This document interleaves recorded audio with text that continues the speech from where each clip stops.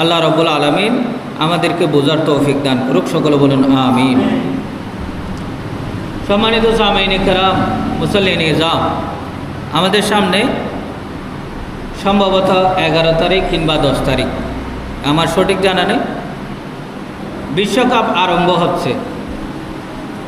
বিশ্বকাপ আরম্ভ হচ্ছে এই উপলক্ষ করে আমাদের এই গ্রামে গঞ্জে ব্যাপক সাড়া ফেলে, দল পছন্দ চলে, এটার উপর ভিত্তি করে বিভিন্ন রং তামাশা হয়ে থাকে আমাদের সমাজে।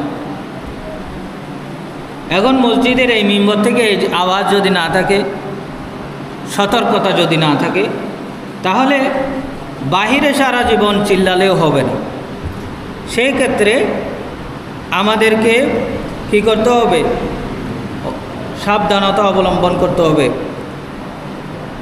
একটি হাদিস, আন ইবনে শুআইব আন আবিহি আন জাদিদি আন্না রাসূলুল্লাহ সাল্লাল্লাহু আলাইহি ওয়াসাল্লাম, শুআইব আমর ইবনে শুআইব থেকে বর্ণিত, রাসূল পাক সাল্লাল্লাহু আলাইহি ওয়াসাল্লাম বলেছেন, লাইসা মিন্না মান তাশাব্বাহা বিগাইরিনা লা তাশাব্বাহু,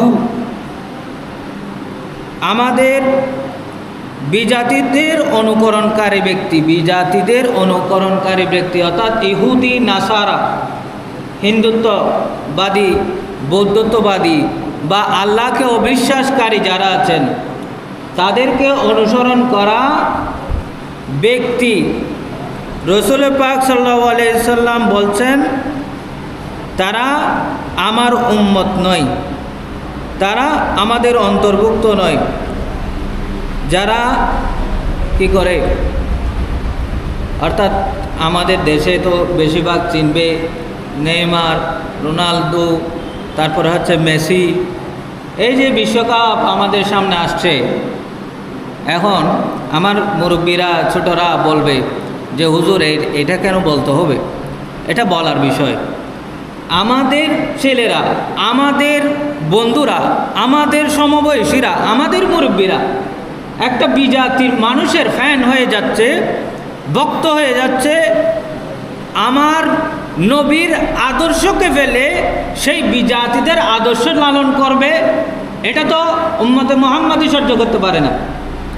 আপনার ছেলে আপনার কাছে চেয়েছে মেসির জার্সি কিনে দেন, আপনি তাকে 300-500 টাকা দিয়ে মেসির জার্সি কিনে দিলেন, সে সেটা নিয়ে সারা গ্রাম ঘুরে বেড়ালো, তার লেবাস হওয়া ছিল সুন্নতি লেবাস, তার কথা টুন থাকবে সুন্নতি, আমার নবীর মহব্বতের কথা থাকবে, তার জবানে থাকবে আমার নবীর মহব্বতের কথা, তার চরিত্রে থাকবে সাহাবায়ে কেরামের চরিত্রের মহব্বতের চরিত্র, তার কথাবার্তা লেনদেন সমস্ত কিছু থাকবে ইমাম হাসান এবং হুসাইনের অনুকরণীয়। কিন্তু সেখানে দেখা যায় মেসি কীভাবে হ্যান্ডশিপ করেছে, রোনালদো কীভাবে গোল করেছে, নেইমার কীভাবে ফাউলের মধ্যে কী হয়েছে না হয়েছে, তাদের আদর্শ, তাদের কথাবার্তা, তাদের আড্ডা, এটা মুসলিমদের আদর্শ হতে পারে? আপনার ছেলে যখন তার ধর্মের লেবাস পেলে, ধর্ম পেলে, তার কথা ফেলে দিয়ে আল্লাহ এবং আল্লাহ রসুলকে বলে গিয়ে টিভির সামনে রাত 2টা, 3টা, 4টা পর্যন্ত, আমি এমন যুবক দেখেছি যারা সারা রাত জেগে থেকেছে, সকাল 5টায় ফজরের আজানের সময় খেলার মধ্যে মজে থেকেছে, এটাও দেখেছি। সম্মানিত সামিনিকরা, কত বড় এই জিনিসটা আমাদের দুঃখের বিষয়। আমাদের সমাজের মধ্যে বহু মানুষ আমরা দেখি যাদের কোনো খেয়ালও নেই, তারা গোটা রাত চেতন ছিল, বন্ধুত্বের সাথে একসাথে মিট করবে, খেলা দেখবে, টিভিতে দেখবে, প্রজেক্টরের মধ্যে দেখবে। ব্যবস্থাপনা করে দিয়েছে কে?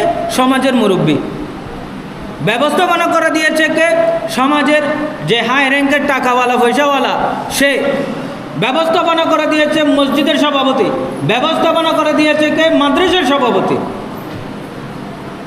এই যে এই নোংরামি, এই ধর্ম বিরোধিতা আপনারাই তো শিখাচ্ছেন। ধর্ম বিরোধিতা আপনারা শেখাচ্ছেন, ইসলাম বিরোধিতা আপনারাই শেখাচ্ছেন, নবীর মহব্বতের আদর্শ থেকে দূরে সরে আপনারাই শেখাচ্ছেন। আমার কথায় আপনারা রাগ করবেন না। যারা তাদেরকে মহব্বত করুক, যার হাদিসে পাকে আছে, যার সাথে যার মহব্বত তার সাথে তার কেয়ামত। কেয়ামতের দিন আপনি যদি আল্লাহর নবীকে মহব্বত করেন তবে আল্লাহর নবীর সাথে আপনার হাসর নসর হবে। আর যার সাথে আপনার সম্পর্ক থাকবে না তার সাথে আপনার হাসর নসর হবে না। আপনার সাথে মহব্বত যদি আল্লাহ রসুলের সাথে থাকে, আল্লাহর রসুলের সাথে থাকে, সাহাবায়ে কেরামদের সাথে থাকে, আউলিয়ায়ে কেরামদের সাথে থাকে, আইমায়ে কেরামদের সাথে থাকে, ফুকাহায়ে কেরামদের সাথে থাকে, তবে আপনার সম্পর্ক যদি ইমামের সাথে থাকে, মুয়াজ্জিনের সাথে থাকে, আপনার খাসলত যদি আপাত মস্তক মুমিন মুত্তাকিদের মতো হয়, তবে আপনার কিয়ামত হবে মুমিন মুত্তাকিদের সাথে। সকলে বলি সুবহানাল্লাহ।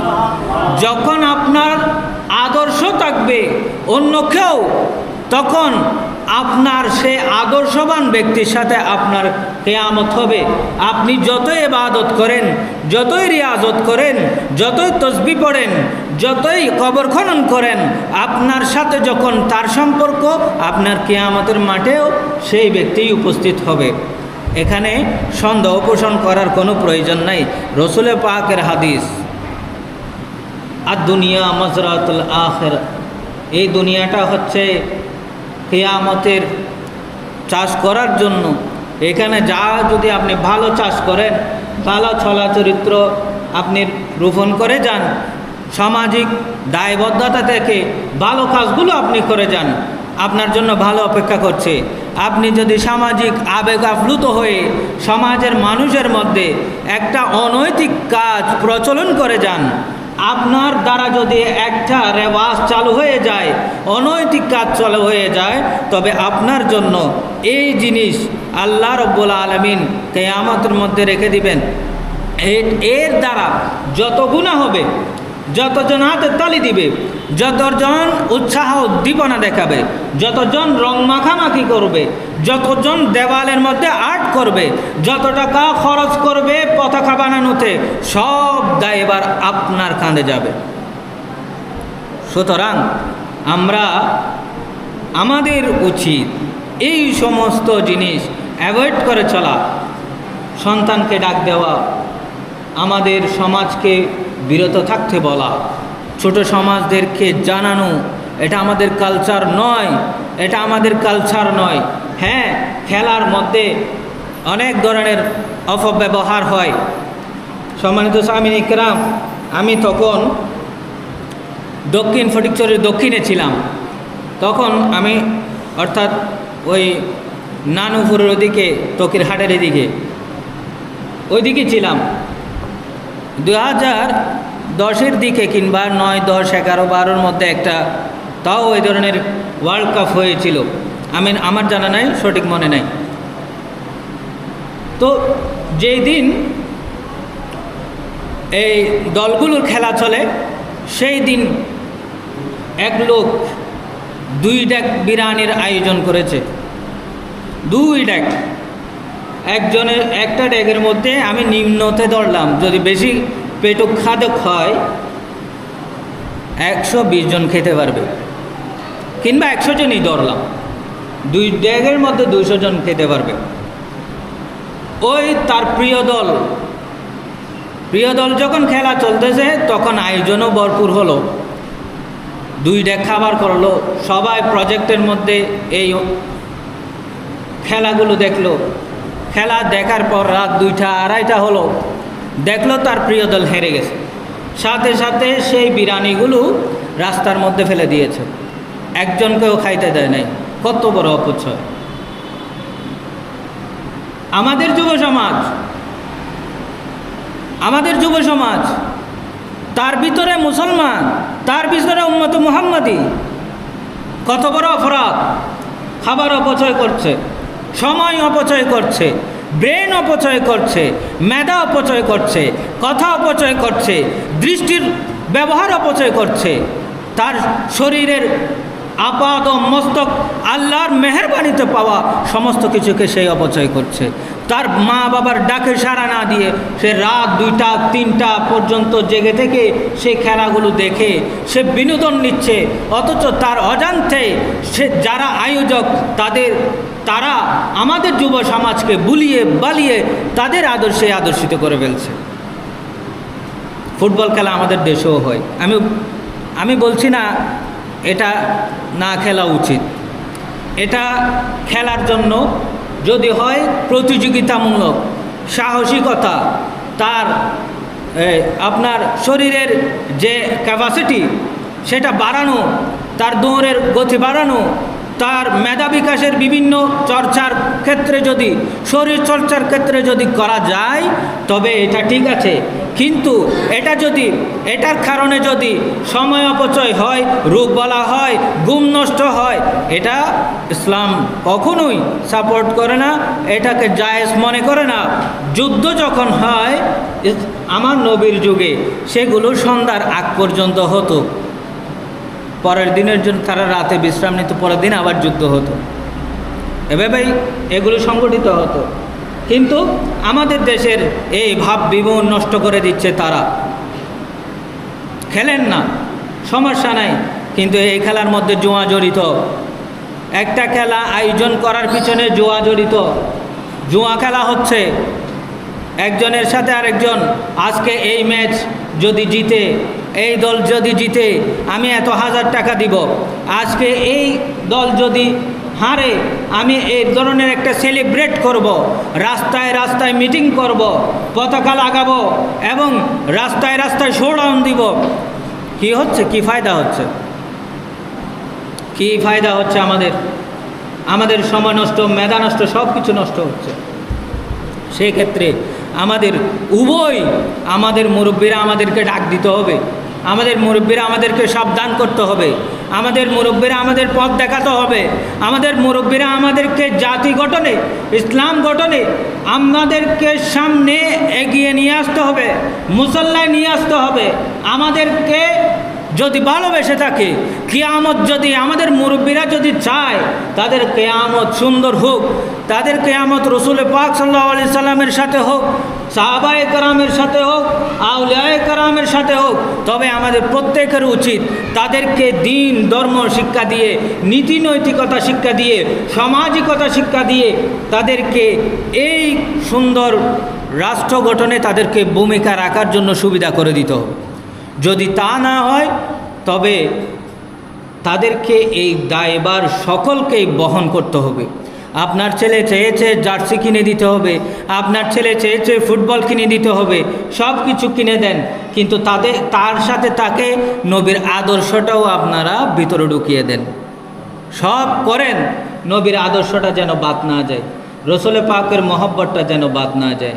সম্মানিত সামিন ইকরাম, আমার কথায়ও রাগ করতে পারেন আপনারা, আমার কথায় রাগ করিয়েন না। রসুল পাক সাল্লাল্লাহু আলাইহি সাল্লামের হাদিস আমি বলেছি, যদি তারা কাউকে অনুসরণ করে তাহলে তারা আমার দলভুক্ত নয়। রসুল পাক সাল্লাল্লাহু আলাইহি সাল্লাম বলছেন তাদের থেকে, ইহুদি নাসারা থেকে আমাদেরকে বেঁচে থাকতে বলেছেন। ইহুদি নাসারাকে আমাদের আদর্শ বানাতে বলেন নাই, মাইকেল জ্যাকসনকে আমাদের আদর্শ বানাতে বলেন নাই, মেসি রোনালদোকে আমাদের আদর্শ বানাতে বলেন নাই, নেইমারকে আমার আদর্শ বানাতে বলেন নাই, এমবাপ্পেকে আমাদের আদর্শ বানাতে বলেন নাই। আমাদের প্রত্যেকের উচিত এই সুন্দর পরিবেশকে আরও সুন্দর করে তোলা। আল্লাহ রাব্বুল আলামিন আমাদের প্রত্যেকের অবস্থানকে কবুল আর মঞ্জুর করুক, আমাদের প্রত্যেককে পবিত্রতা দান করুক, আমাদের প্রত্যেককে ইহুদি নাসারা থেকে, হিন্দুত্ববাদী থেকে, আমাদের প্রত্যেককে সেই সব দল থেকে যেসব দল আল্লাহ এবং আল্লাহ রসুল নারাজ, সেই সব দল থেকে আমাদেরকে সকলকে হেফাজত করুন। সকলে বলুন আমিন।